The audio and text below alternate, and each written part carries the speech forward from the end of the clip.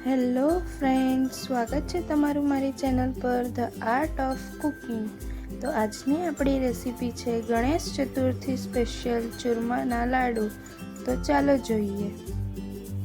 તો એના માટે આપણે એક મોટા બાઉલમાં 350 ગ્રામ ઘઉંનો કરકરો લોટ, 2 ચમચી ખાંડનો પાવડર, 1 વાટકી ગોળ, અડધી વાટકી તેલ, ડ્રાયફ્રૂટ ઓપ્શનલ છે, જો તમને ભાવતું હોય તો 200 ગ્રામ ઘી લઈ લેવું। પછી એક મોટા બાઉલમાં ઘઉંનો લોટ કાઢી તેમાં તેલ નાખી હાથ વડે મિક્સ કરવું।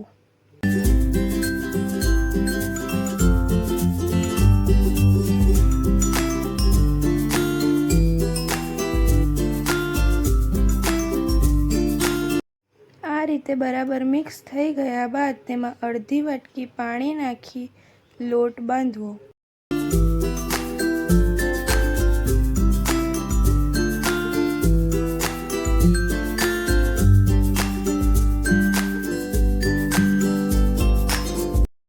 આ રીતે ધીમે ધીમે હાથથી મિક્સ કરી એક સરખો સરસ કડક લોટ બાંધવો।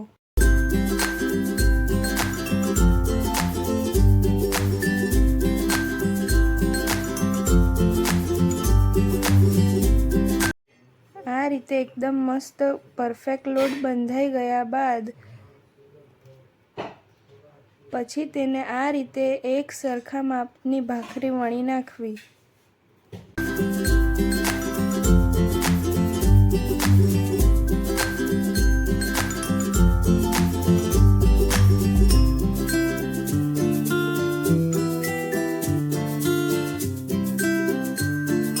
ભાખરી વણાઈ ગયા બાદ તે કાચી ન રહી જાય તેના માટે આ રીતે વેલણાથી ડિઝાઇન બનાવી દેવી।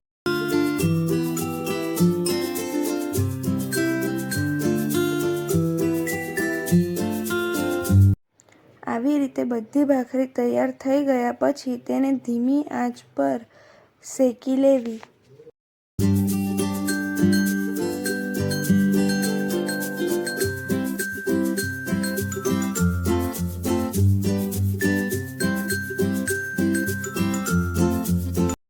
આ રીતે ક્રિસ્પી ભાખરી તૈયાર થઈ ગયા પછી તેના નાના નાના ટુકડા કરી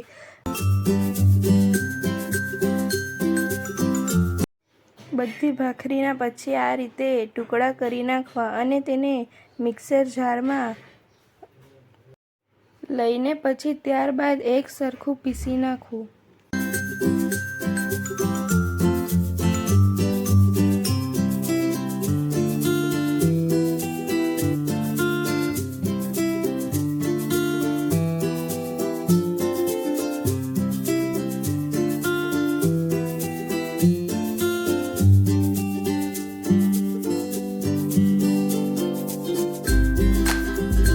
આ રીતે બધો ભૂક્કો થઈ ગયા પછી એક તપેલી લઈ તેમાં 200 ગ્રામ ઘી નાખી ધીમી આંચ પર ગરમ કરવું।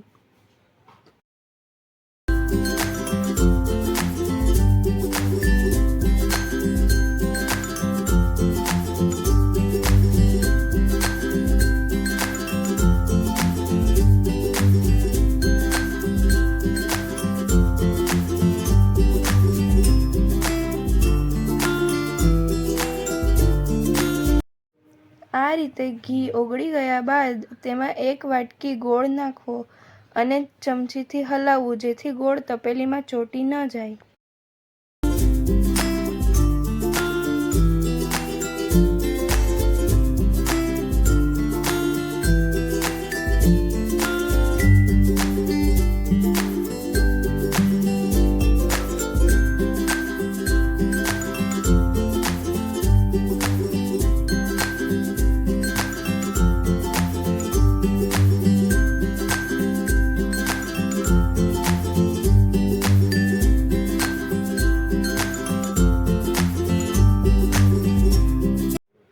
આ રીતે પરફેક્ટ ગોળ ઓગળી ગયા બાદ એક બાઉલમાં ઘઉંનો કરકરો લોટ લઈ તેમાં 2 ચમચી ખાંડનો પાવડર નાખી દેવો।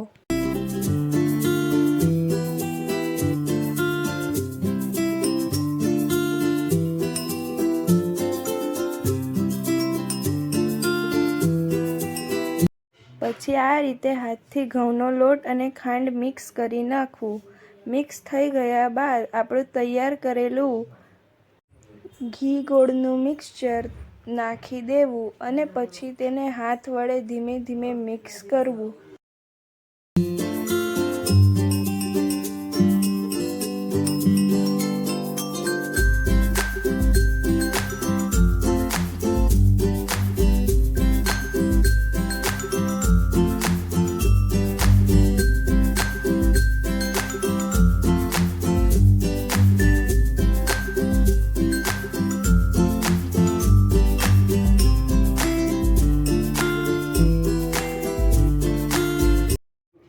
આ રીતે પરફેક્ટ મિક્સચર તૈયાર થઈ ગયા બાદ જો તમને ડ્રાય ફ્રૂટ્સ ભાવતું હોય તો તમે તેને વધારે પણ એડ કરી શકો છો. જો તમને એલચી જાયફળનો ટેસ્ટ ગમતો હોય તો તમે એ પણ એડ કરી શકો છો. છોકરાઓને ન ભાવે તેથી અમે આ વસ્તુ સ્કીપ કરી છે.